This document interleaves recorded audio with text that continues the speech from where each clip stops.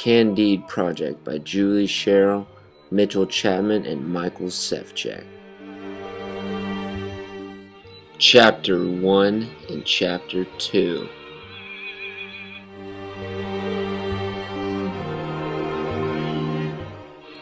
Various philosophical questions, optimistic or not, are raised throughout the novel, such as Pangloss's consistent reference to their world as the best of all possible worlds. This simple, ironic statement never fails to provide Candide and his travelers with a sense of hope. No matter how he views his circumstances, Candide must always hope for the best. By human nature, he must discover if there is a better world, thus thrusting him, ironically, back in a spiral of endless disappointments and struggles.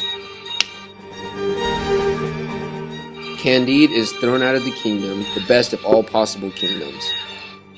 Cunigande suffers because of their lovers' naivety as young adults, led to consequences of separation and broken hearts due to their actions.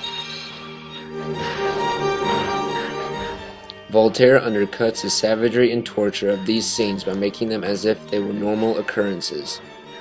He gets past the point that these are horrors and makes each situation Candide suffers through as if it is for the best and that there is a sufficient reason for each problem.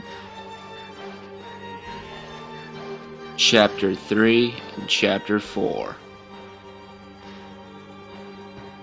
Voltaire satirizes virtually every character and attitude he portrays and mocks the autocracy's belief in a natural superiority by birth. Pangloss's optimistic philosophy parodies the ideas of G.W. von Leibniz, a 17th century mathematician and philosopher who claimed that a predetermined harmony pervaded the world. Both Pangloss and Leibniz claim that this world must be the best possible one, since God, who is perfect, created it. Voltaire criticizes this use of philosophical thought for its blind optimism, an optimism that appears absurd in the face of the tragedies the characters in Candide endure. At the beginning of the novel, Candide's education consists of only what Pangloss has taught him. His expulsion from the castle marks Candide's first direct experience with the outside world, and thus the beginning of his re-education. Candide's experiences in the army and the war directly contradict Pangloss's teaching that the world is the best of all possible worlds. The world of the army is full of evil, cruelty, and suffering. Powerful members of the nobility start wars, though common soldiers and subjects suffer from the consequences.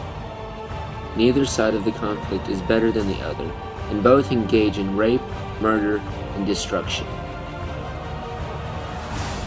Voltaire spares neither the Protestants nor Catholics. The Anabaptist Jacques is a notable exception. Voltaire, generally skeptical of religion, was unusually sympathetic to the Anabaptist beliefs. Jacques is one of the most generous and human characters in the novel, but he is also realistic about human faults. Chapter 13 and Chapter 14. Voltaire uses Don Fernando to represent his satire in the arrogance of nobility. The long name of the governor mocks the importance that the nobility gives to titles. Voltaire attacks the nobility's belief that they are endowed with superior virtues that entitle them to wealth and power. Voltaire shows Cunigande unfaithfully marrying the governor, which creates a long time of suffering and pain for Candide. Voltaire takes the opportunity in Chapter 14 to mock the hypocrisy of the religious leaders and the aristocrats. The Jesuits, supposed religious leaders, used their faith to gain wealth and status, thus becoming corrupt. The Jesuits, who place special emphasis on preaching, popular missions, and the administration of the sacraments, retreated direction according to the method of the spiritual exercises. Voltaire highlights the hypocrisy of the religious leaders and displays to the readers that even religious leaders can be evil.